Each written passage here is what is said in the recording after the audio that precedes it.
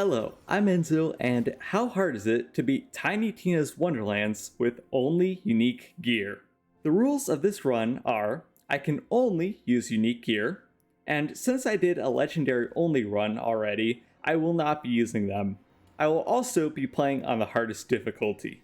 Just like last run, I went for an anime-inspired elf, and I went with the Clawbringer class, since I have not played as that one yet. And I should have put all my points into health, but I split it between health and critical damage. The game gives you a melee weapon to start out, and even though I think it's the same each time, I don't consider it unique. I have to say though, the default melee animation is really weird to see. The damage difference is also very apparent. Just like the melee weapon, I can't use the starting gun either. These skeletons are normally super easy, but struggling with the second group of enemies in the game is not a good sign. The good thing is that health pots fully heal me, making this not that horrible. You're supposed to shoot these barrels, but considering I can't use a gun, yeah. I've always thought these were normal explosive barrels, but no, they're my arch nemesis, fire barrels. And of course, my first death is to a stupid fire barrel. I wouldn't want it any other way. The next group of enemies are pretty much the same, except for the baddie that spawns. This is going to be a major issue. My melee does almost no damage, and I've exhausted most of the chests that contain health pots. I tried to hit him and run away, but he usually gets a hit on me as well, and he does way more damage than I do. I thought this fight might have been impossible, but I found there are some spots in this area that are on fire, and this fire happens to deal damage. With this knowledge, I formed a new strategy of kiting him into the fire. This is much better than trying to kill him with melee. And I honestly don't know if this fight even would have been possible without using this fire, but I will take anything I can get in this run. That kill gave me level 2, and now I can use my action skill, and I absolutely love it. The animation and sound effects are awesome. It's also nice to have a better source of damage. So, to sum up a good portion of the game from now on, this is basically a gearless, action skill only run, which just means a lot of waiting and getting super unlucky with health drops. After how difficult that baddie skeleton was, I knew Rivia was going to be way worse. His attacks deal an unholy amount of damage, and there are very limited healing sources in this arena. Thankfully, he always has 2 minions out. However, they still take quite a few punches to kill once I'm in Fight for My Life. And since Fight for Your Life gets lower and lower each time you get downed, well, yeah, I knew I only had a few revives available before I died. My strategy for this fight, just like before, is to run in, use my ability, and get out as fast as possible before he can damage me. That's not always possible, especially considering how many attacks he does, and all of the shock piles that he leaves around. Unsurprisingly, I died not too far into the first attempt, but it was a very good learning experience. Long story, and a lot of time short, I died again on my second attempt, but I guess somehow third time's the charm. And at this point, my strategy still hasn't changed because I don't have many options. But I started farming his minions for XP. I know, it sounds a bit weird, but I was thinking if I could level up, I could deal more damage, killing him quickly, meaning I hopefully shouldn't die as fast. And to sum up the entire fight, my idea of leveling up actually worked. This was absolutely horrible, and I can't wait for the rest of the mobbing, because guess what? This still isn't gonna change. Since the first encounter is mandatory, well, there's a reason I'm now on 5 deaths. The first time did not go very well, and I realized, yet again, I have to run away till my action skill is back up. And should I really have to explain what happened in this level as well? Yeah, I don't know how much time this took. Honestly, I want to count, but I also don't. This just took me forever. because yet again, I had to wait for like a 30-second cooldown, I believe it is, before I can even deal damage, and it's not even guaranteed to kill because it's fire on bone, or whatever the gray health bar is considered. Undead, I guess. So, yeah, I'm gonna be here for quite a while. So, the next enemy I was absolutely dreading was the freaking troll. Since they regenerate health if you don't damage them for a little bit, I knew this was going to be a major issue. Yet again, his attacks hurt a lot. So, what's the strategy? Well, literally the same as before. I need to hurt him with my action skill. But since my action skill has such a long cooldown time, if I don't damage him constantly, he will regenerate. So I had to action skill him, hide for a little bit, and punch him to make sure that his health doesn't regen, rinse, and repeat. It should also be noted that I've been trying to use as many barrels to my advantage because I need any damage I can take at this point. I legitimately think even the starting gun or melee could have worked way better than what I'm currently doing. But honestly, this is also a ton of fun to try. Well, if you enjoy suffering. Status update, I am still suffering. Baddie enemies are even worse because they take way longer to kill and you're more likely to die. After those enemies, you unlock your class feat, which in my case gives me a wyvern companion. The wyvern is not that great. I mean, it can do some damage with its fire attack, but not very useful otherwise. So yeah, not a huge bonus. However, Paladin Mike starts to help you out here, and the great thing about NPCs in this game is that they can revive you if you get downed. They're also a great source of distraction for the enemies, making this rock troll a whole lot easier to kill. Now that I have at least a little bit of help, the fights become way easier. The only issue is that we have to face wyverns now. So, I knew this was going to be bad, but it wasn't that horrible. My action skill actually does a ton of area of effect damage, which can mostly hit flying enemies. Thankfully, the wyverns stay relatively low to the ground, so I can usually hit them. And if they get fire dots, it makes them way easier to kill. But long story short, again, and surprisingly no deaths later, I finally got my first unique, which is a class mod. But considering it increases damage to zombies and skeletons, I'll take anything at this point to give me a slight boost. Oh yeah, it's also at this point I realized that I actually had the wrong overlay on, so I went ahead and swapped to the correct overlay for the unique only challenge. That looks better. This is another part I was very concerned about. You have to shoot Zomboss to kill her. The issue is I can't shoot. However, my melee seemed to do the trick. I'm glad this ability has a huge area of effect. And also, I shouldn't have to say it, but it should be implied that this section took a very long time to do.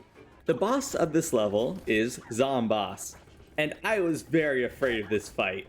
I had a ton of difficulty with her in my last run, and I thought it was going to be as bad as that. However, I've learned a lot of her attacks and how she works, meaning I can dodge her a bit better. The other nice thing is that a bunch of these dark magic barrels drop health, and so do the skeletons. This gave me quite a few sources of health, meaning I had way higher chances of surviving. Yet again though, action skill, run, repeat. The best part though, is once I defeated her, I leveled up. And once you get level 7, you can unlock your second ability. I've never used this before, but let me tell you, this just might be my favorite ability in the whole game. It is quite literally Thor's hammer. You can throw it and call it back. It is awesome. The only thing that annoyed me here is the fact you don't even get a unique for doing that mission, just a garbage spell. Next up, I need to clear 3 of these different encampment/encounter levels. The very annoying thing about that is that some of these have multiple stages. You defeat one round of enemies, you have to fight a second. The issue with that is you die at any time and you have to do it all over again. So yeah, I'll see you guys once I'm done with this. A lot of time, and 4 deaths later, I can finally get my first unique weapon. Oh, I can't even use it. Awesome. Well, I guess I'll have to find something to do to get to level 11 first.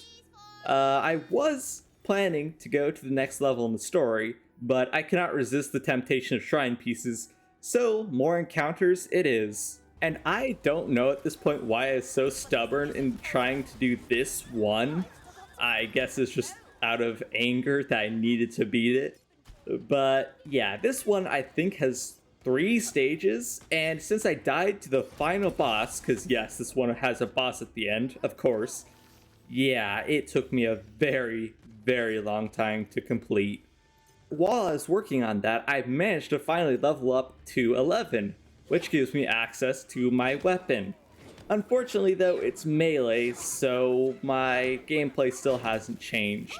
The sword is actually really good, but it's not really worth it considering I don't have a shield yet, and there aren't many healing sources for me. It's also, for some reason, on this attempt that I finally beat the boss. I don't know what was different about this time, I just got better at dodging his attacks, because let me tell you, his gun hurts. I also got the wyvern to target enemies a bit better, but it still does almost no damage. Unless of course it does its fire attack. The game's also just teasing me here by giving me a shield as a legendary drop. Like, seriously? The game knows at this point. But anyways, there's our final shrine piece. And now that I'm level 11, I'm gonna go to the next map. The first mission I was planning to do here is Cache 4T, which is the first mission that will give you a unique weapon. It was actually pretty easy, especially considering you melee the enemies quite a bit. Oddly enough, this is one of the easiest Tooth Fairy fights I've ever had. He kind of just bugged out, I think. He's normally a whole lot more annoying, but I guess not. After killing him, I realized it was extremely nice that I did all of that encounter farming because I needed level 11 to use this unique as well. So I guess it was a good thing in the end. Even though health is a major issue, the gun definitely solves a lot of my current problems. My action skill also still works very well. My next goal was to complete Lyre and Brimstone for 2 reasons. One, of course, is the quest reward, but more importantly, it's the next quest that this mission unlocks. The quest reward itself isn't too crazy compared to my current weapon, but it's the next mission that we can do a bit later on that's going to be the important one.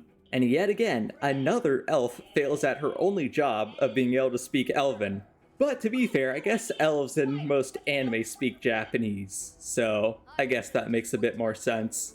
I have to say, there's something about this game giving me stuff I can't use that I would very much like to have in runs where I don't need it. Don't remember where I got the other shield from, but you get the point.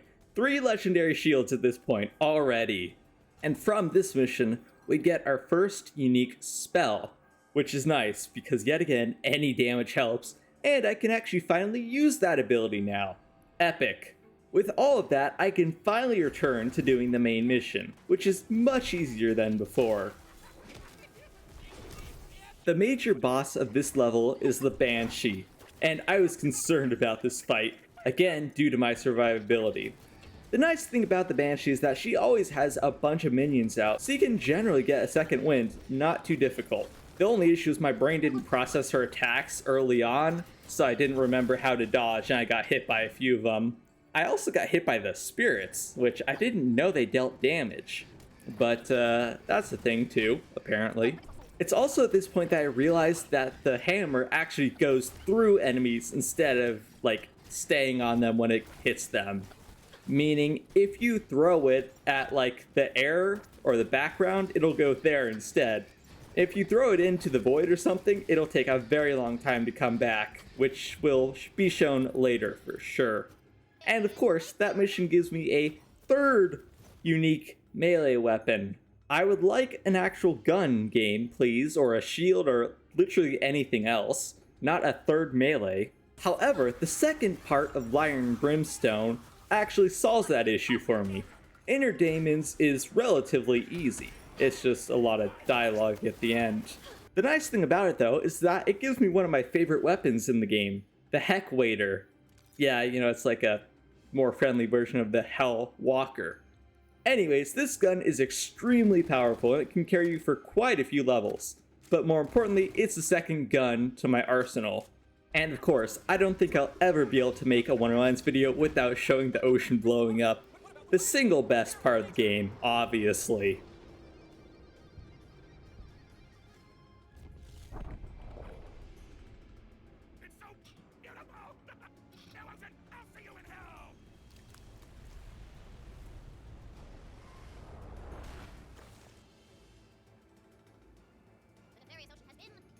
The mission gave me an amulet as a reward, but it was definitely not unique.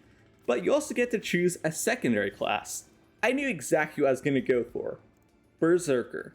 I could have gone for Graveborn for a lot of healing, but I think Berserker is going to be way better considering my primary class. And even though I'm not showing it, I'm always doing side quests and stuff in the overworld to get a bunch more XP.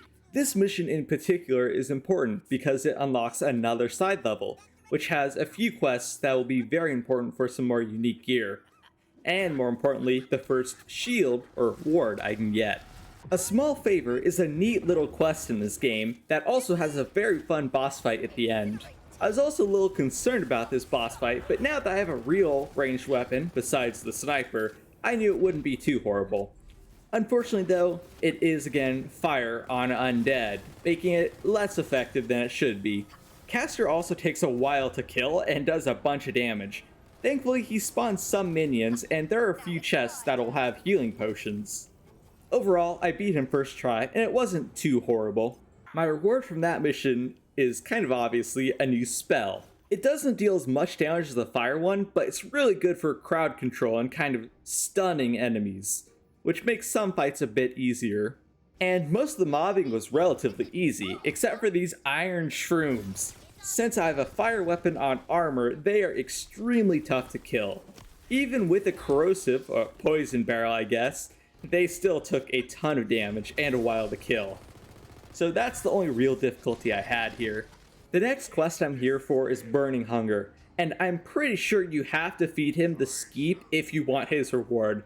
Otherwise, I believe he comes out and attacks you. Anyways, this gives us our first ring.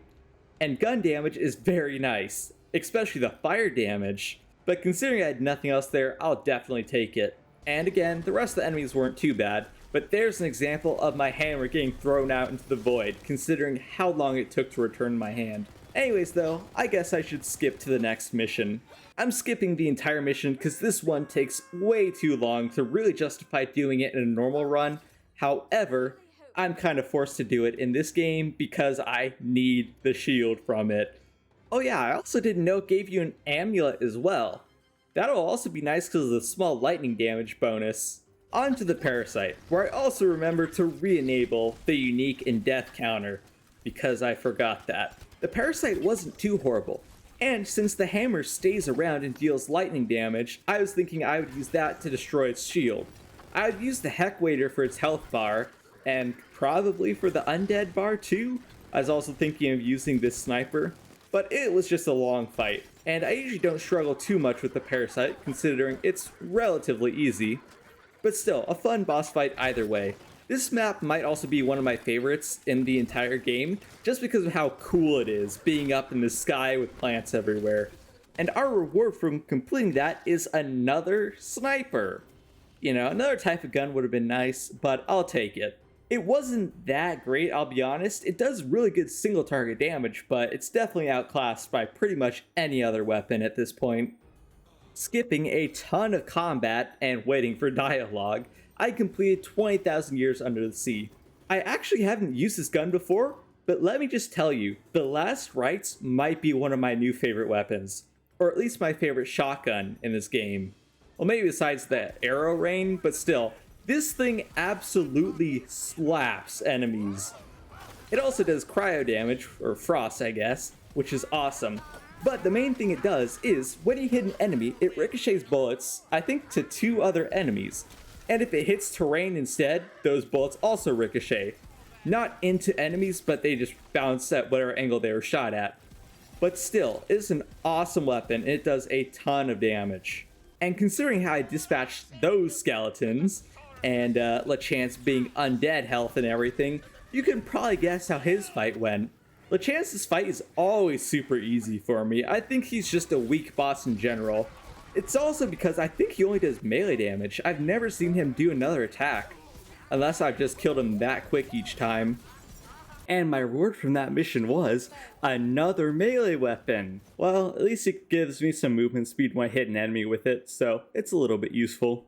I also completed Raiders of the Lost Shark, but the ring was not that great, and I much prefer my current one. There are a few uniques I want to go get in Crackmass Cove. The first one is Pookie's Chew Toy, and I really thought this one was way better than it seems to be. So, yeah. My next unique is a new spell, which is awesome because my old spell was garbage at this point. It also does dark magic damage, which gives me a bit of lifesteal, which is also really cool. And finally, one of my favorite weapons in the game, Mistral of the Goal. I don't know if that's its full name or not, whatever. This assault rifle does a ton of damage, at least while you're in the story. It's not great for late game chaos chambers, or anything past level 40 really, but if you get it right now in the story, it can easily carry you to the end of the game. And it basically did that for me. Both this gun and the Last Rites are pretty much what carried me to the end of the game. I also did Of Curse and Claw, both because I think it's a funny side mission, and because it gives me a new shield, which is very important at this point. And just look at that shield difference. I think that's like 12 times the capacity of my old one. That is insane, and super nice to get. And my only death at this point was to a stupid fall, and I didn't even realize there was a gap there. So that's kind of unfortunate. I also found a goldfish. I know that there are other golden enemies, but I didn't know there could be golden variants of dogfish. I mean, that's why they got the name goldfish. He just dropped a lot of money, but still, that was a really unique enemy to find. I also just had to kill Holsunder again because of the pain he put me through last run. And normally I would do diplomatic relations, and it does give a unique weapon. The issue is I currently love the Last Rites too much to justify replacing it with another shotgun. The next big boss is Drill, which I think is a really awesome design for a boss first of all, but he's extremely easy, especially considering how much pure damage the Mistral of the Gold does. My ability also comes in handy, and it actually seems to hit him instead of just going through him and taking forever to recall, which is really cool. I don't really have anything to say about this fight just because it was so easy. I kind of just melted him. You also get a gun as a reward from the mission, but this submachine gun just sucks. It is probably one of the worst uniques in this game. I don't know what it does that's unique, but its damage is horrible. And just like before, thanks to the Mistral of the Gulf, Karnak's Wall was relatively easy. It's funny that I got Legendary here from this boss as well, because I feel like I got Legendary from the exact same enemy in the last run too. Next up, I killed a giant skeleton, and got a new spell from that mission. This spell isn't crazy, but I have to say, I love the red text. This is not the greatest spell in the world. This is just a tribute. Awesome. But the main reason I completed that mission is so I can do the other missions that it unlocks and get another unique from the quest. I thought the spell that this part dropped was going to be unique because it was blue, but it was not, which made no sense to me, but I guess we already got one unique spell. But the reward I'm really here for is a new assault rifle. This isn't that good either, but it's a whole lot better than that SMG, and it also does dark magic, so yet again, some lifesteal, at least. Now onto the Wastard. He isn't a difficult fight, well, normally at least, and this is no real exception. The pure damage from both my ability and of course the Mistral of the Goal kind of melted him. This fight did take a bit longer than usual, and he does quite a bit of damage, but overall, nothing too difficult. And I remembered that you got a reward from this quest, but I completely forgot it was a legendary, not a unique. So, yeah. The last mission in this map, Necromancer, is another long and annoying quest, but it gave me a new melee weapon, so I might as well try it. The only reason I did it is because I forgot what it dropped, and I just wanted to see what it dropped anyways. And of course, I've been doing all the side missions in the overworld and all the encounters and everything, so I completed all of the shrines in total. just for the buffs they provide, and the XP, of course. The annoying thing about the next map is you have to do the entire Ditcher quest to kill Celissa, but more importantly to unlock other missions in this area. And I kind of want to do those other missions, so that means fighting Celissa. I usually struggle a lot with her, especially in the Chaos Chamber, but I think her normal fight is relatively balanced, at least if you have up to level gear. My gear is a little bit powerful, so I stood a decent chance. And of course, a melee weapon is the reward. But the good thing is that this is a really good melee weapon, and I love the lightning dot it applies to enemies. So I'm actually kind of happy with this reward. I would have liked a gun, but you know, it is what it is. But the reason I'm really here is to complete Gumbo, however you say it, number 5. And that is because I want the shield that it gives you as a reward. It's actually a really good shield, and it's also a Nova, which is nice. But an improvement is definitely an improvement. And from the other mission in the area, I got a new ring. I decided to use it because it is ability damage, and I've been using my ability a lot. It also seems to do something with crits, so that could be interesting.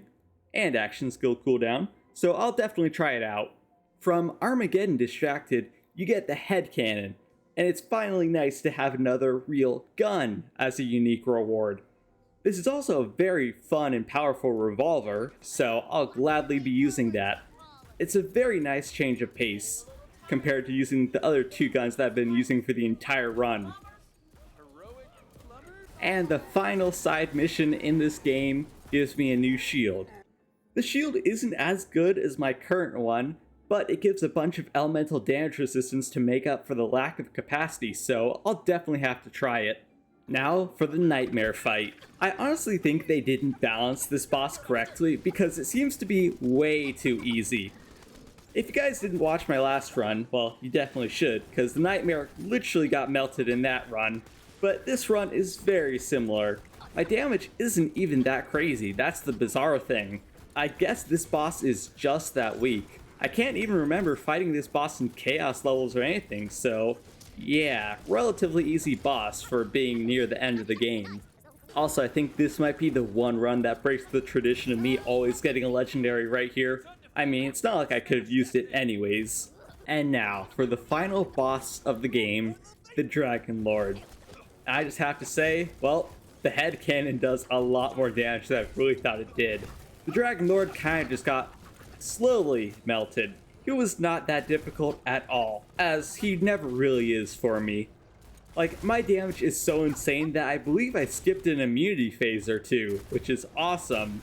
For this fight, I tried to use my action skill a bit less than I normally do, but it didn't really make a difference in the end because of my pure damage output normally. I mostly used it to deal with the Spectral Tramplers, because they don't really count as the boss. They're just cannon fodder for some XP and ammo. Overall though, no difficulty at all. Even when he spawned in Baronadette, the fight was still really easy. It basically just means you have to alternate between which enemy you're currently fighting. Still, no big deal. But after I beat the Dragon Lord, that's pretty much the run.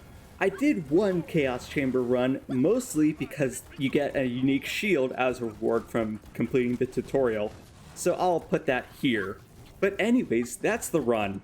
Once you get your unique weapons, the run becomes really easy, but it was all suffering up until level 11, and even up until I got my first gun. Let me tell you, that was absolutely horrible. I never want to do that gearless ever again. Thank you all for watching. I really appreciate it. And of course, thank you to all of my members. This is going to be Enzo from LookIntoGaming, signing out.